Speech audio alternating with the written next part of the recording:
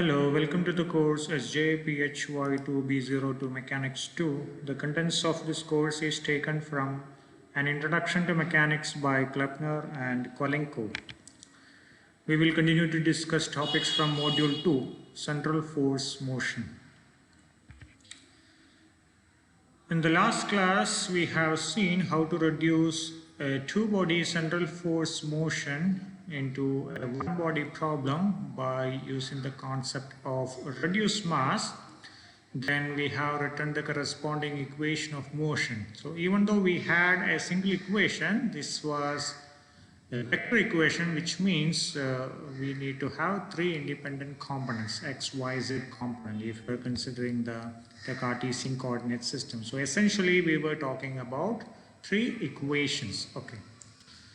Now, to simplify the problem, we invoke the polar coordinate system, and when we wrote down the corresponding equations of motion, so these are the equations of motions. Here you can see, instead of dealing with three coordinates, now you need to deal with only two coordinates. So essentially, we have converted the 3D problem into a 2D problem.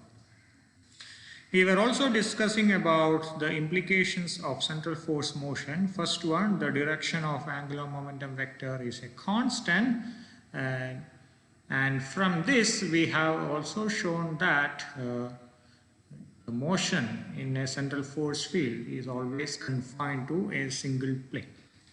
In today's class, we will discuss about the third implication. So we will shortly see that there are two other important constants of central force motion. First one, in addition to the direction, the magnitude of the angular momentum is also going to be a constant. And second, the total energy of the system, which is the sum of kinetic and potential energy, that is also going to be conserved.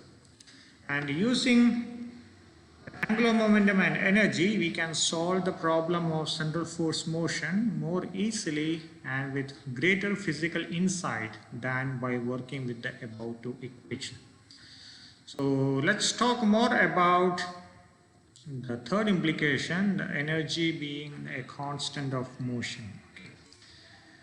So once again, instead of dealing with two independent bodies M1 and M2, we are going to talk about a single body whose mass is equal to the reduced mass of the two-body system mu. Mu is defined as M1 M2 divided by M1 plus M2.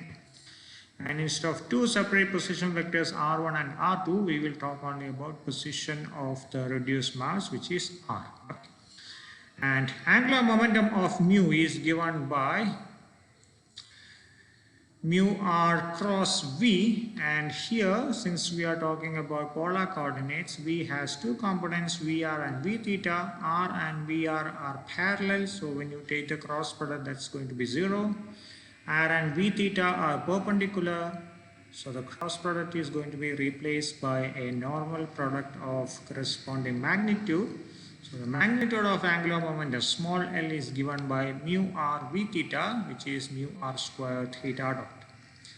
And the total energy of the reduced mass is given by kinetic energy half mu v square plus potential energy u of r. Since v has two components, vr and v theta, I can write v square equal to vr square plus v theta square. So the expression for total energy becomes P equal to half mu r dot square plus r square theta dot square plus u of r. First, let's show that the total energy is conserved. Let's do some mathematical manipulations. We know that force is negative gradient of the potential energy, so F is equal to minus grad U. And force is nothing but product of mass and acceleration. So here we are talking about reduced mass mu. Acceleration is given by rate of change of velocity. So mu dv by dt equal to minus grad u, or take it to the left hand side, mu dv by dt plus grad u equal to 0. Take dot product with v on either side. Mu dv by dt dot v plus grad u dot v equal to 0. We can simplify this. The first term can be written as d by dt of half mu v square, because d by dt of v square is 2v dv by dt. When you multiply with half mu, you get the first term.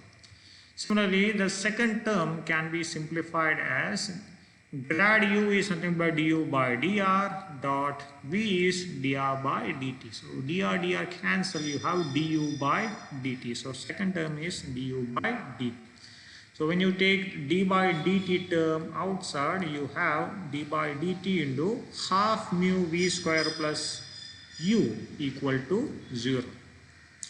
So derivative of something is 0, which means the term is a constant. So the term inside the bracket, half mu v square plus mu, is a constant. And what does this mean? Half mu v square is a kinetic energy, u is a potential energy. Sum of kinetic energy and potential energy is a constant. In other words, total energy of the system is conserved. So this is the implication of central force being a conservative force, because in the last semester we learned that only in the case of a conservative force field we can write F is equal to minus grad U. Now, having shown that energy is a constant of motion, let's talk about some other important aspects of central force motion, mainly about the solutions. Okay.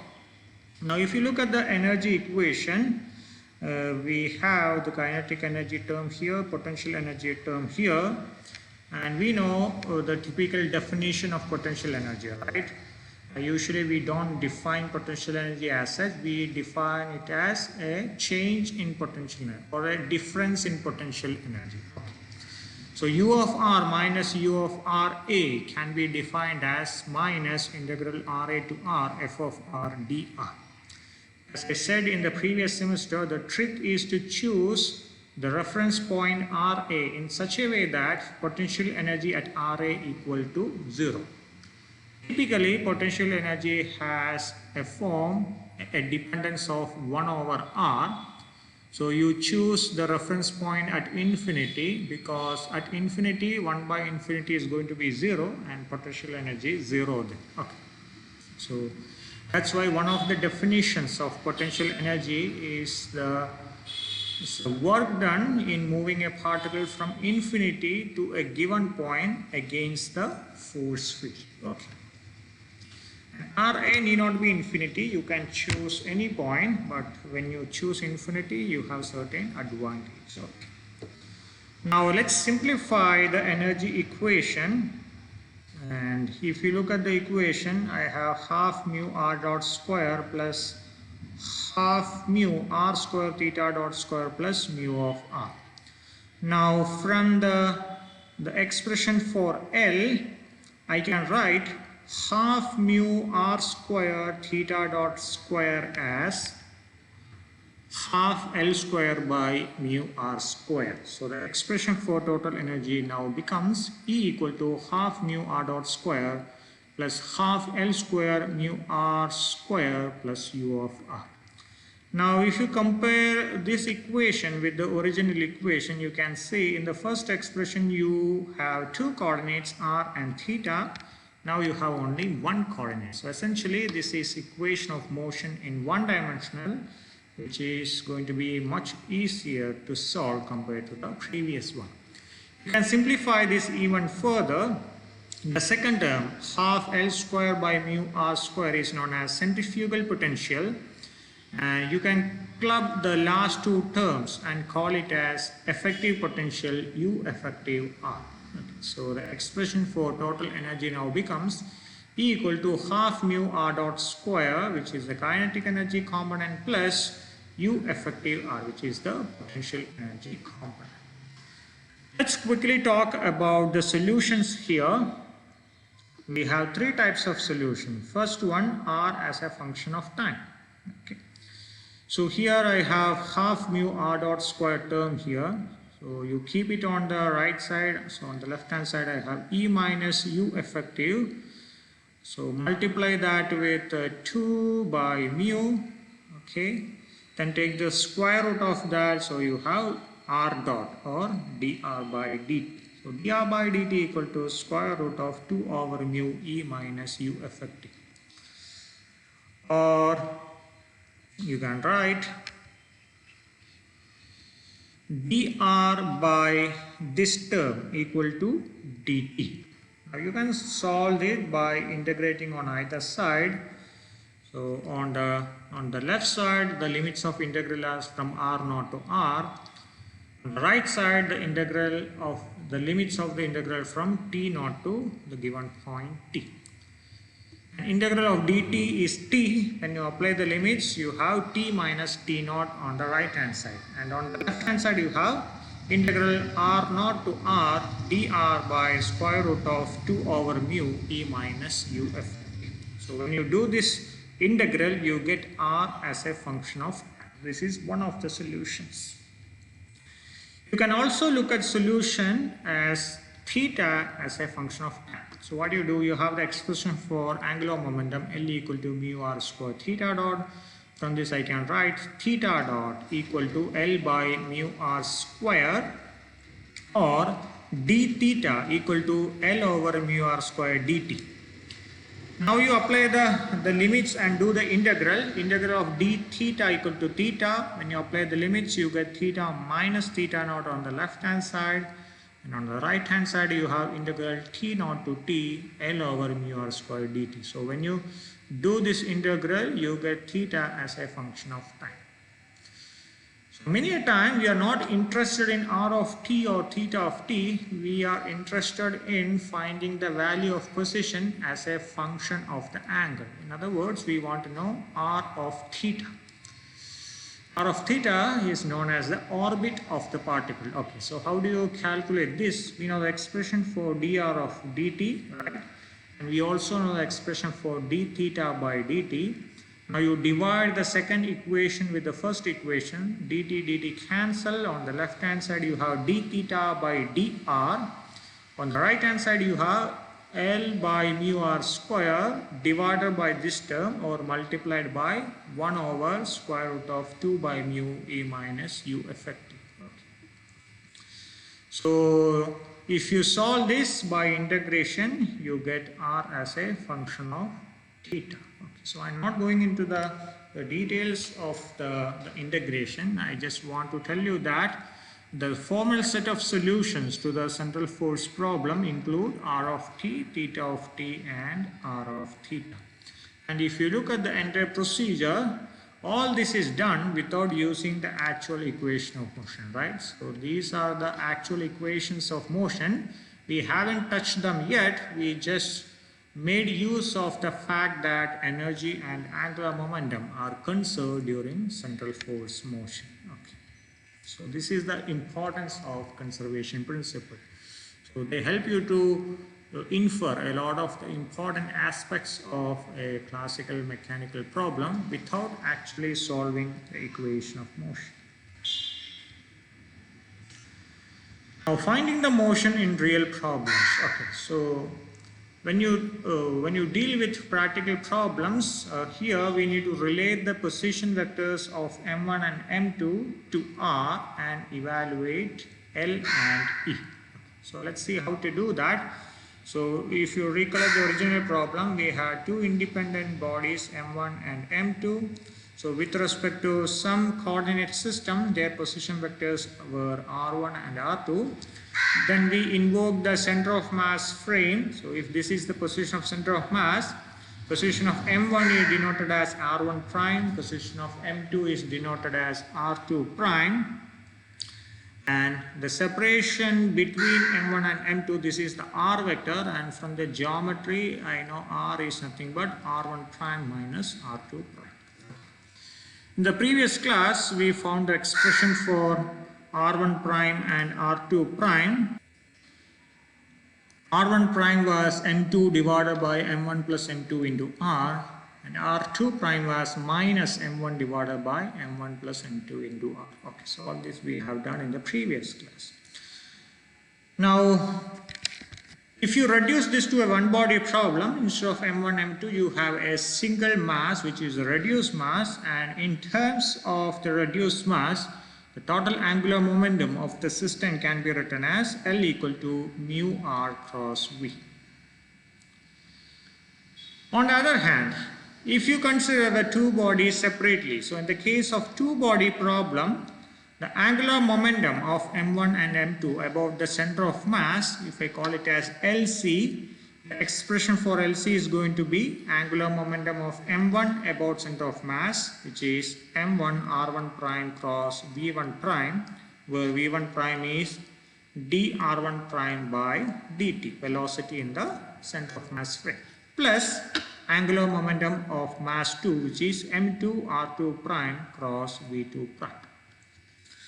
So as I said in the beginning, using the concept of reduced mass, we have simplified a two-body problem into a one-body problem, which means whatever parameter we calculate for the two-body system, it should be same as the one for the one-body system.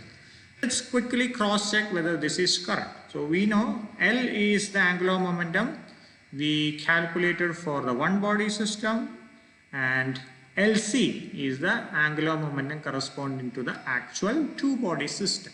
Okay. So if our method is correct, then L should be equal to LC, right? But let's see whether this is true. Okay. And we know that R1 prime is M2 divided by M1 plus M2 into R. So in the first term, substitute for R1 prime. Similarly, in the second term, substitute for R2 prime. So the equation for LC becomes M1 M2 divided by M1 plus M2 into R cross V1 prime minus M1 M2 divided by M1 plus M2 into R cross V2 prime.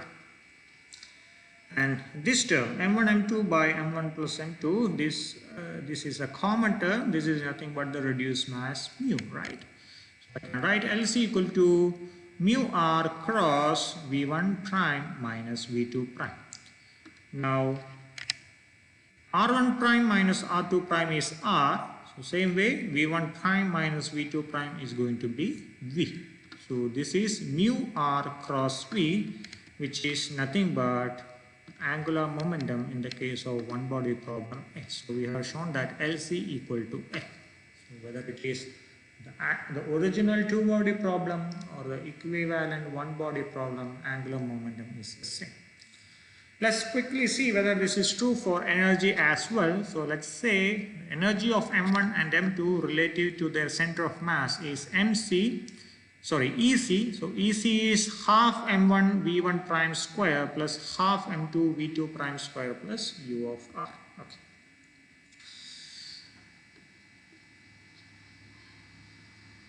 Now V1 prime square I can write V1 prime dot V1 prime. Similarly V2 prime square I can write as V2 prime dot V2 prime. And we assume that potential energy is the same whether you consider the original frame of reference or the center of mass frame of reference. Okay. So U of R remains the same. So EC equal to half M1 into V1 prime dot V1 prime plus half M2 into V2 prime dot V2 prime plus U of R. Let's simplify this. So M1 into V1 prime is nothing but M1 into R1 prime dot, right? And since this is the expression for R1 prime dot is M2 divided by M1 plus M2 into R dot, right? So this is M1 into M2 divided by M1 plus M2 into R dot. This is nothing but the reduced mass mu. So M1 V1 prime equal to mu V. Same way you can write M2 V2 prime. Sorry, this should have been M2. Let me correct it right away.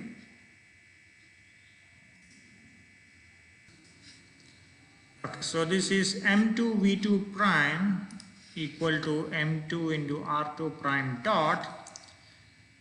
And when you substitute for R2 prime dot, this is equal to minus M1 M2 divided by M1 plus M2 into R dot, which is minus mu V. So substitute for these two terms in this expression. So EC becomes half mu V dot V1 prime minus half mu V dot V2 prime plus U of R. half mu v is common, take it outside. This is half mu v dot v1 prime minus v2 prime plus u of r. v1 prime minus v2 prime is v, so half mu v dot v plus u of r. This is half mu v square plus u of r, which is E. So we have shown that EC equal to E. The energy in the case of the original two-body problem is exactly same as the energy you get from the equivalent one-body problem. Okay. Now we have two equivalent ways of writing the total energy in the center of mass system. So either you can write it as E equal to half mu v square plus u of r, or alternatively you can write half mu r dot square plus u effective of r. So either you write in terms of the potential energy or in terms of the effective potential energy. Now, which one is more convenient? Now, if you look at the first expressions, here you have the term v square. In the polar coordinate, v square equal to vr square plus v theta square, which is r dot square plus r theta dot whole square. So, if you look at this expression, we are talking about two coordinates here, r and theta. So this is a two-dimensional problem which is difficult to visualize. On the other hand, if you look at this expression, the only coordinate involved here is the r coordinate. So this is essentially a one-dimensional problem which is easier to visualize compared to the previous one. Okay. So the equation 2 involves only the radial motion of the central force problem. Okay. Now in the last semester we have seen there are two alternative methods to solve a classical mechanical problem. One, you solve the equation of motion and get the trajectory as a function of time, or alternatively you can use what is known as the energy method or the energy diagram method. So here you typically draw the potential energy curve of the system. We have done this in the case of a harmonic oscillator, right? So we got a parabolic energy diagram, right? So from the shape of the energy diagram, you can decipher a lot of the information related to the system under study. So there you are not actually solving the equation of motion, you are doing some qualitative analysis using the energy diagram. So in some cases, energy diagram method is much more convenient to study a problem compared to the traditional equation of motion approach. Okay. So in the next class, what we will do is, in the case of a central force problem, we will resort to the energy diagram method and try to extract some of the important qualitative features of the radial motion. So stay tuned for that. Thank you.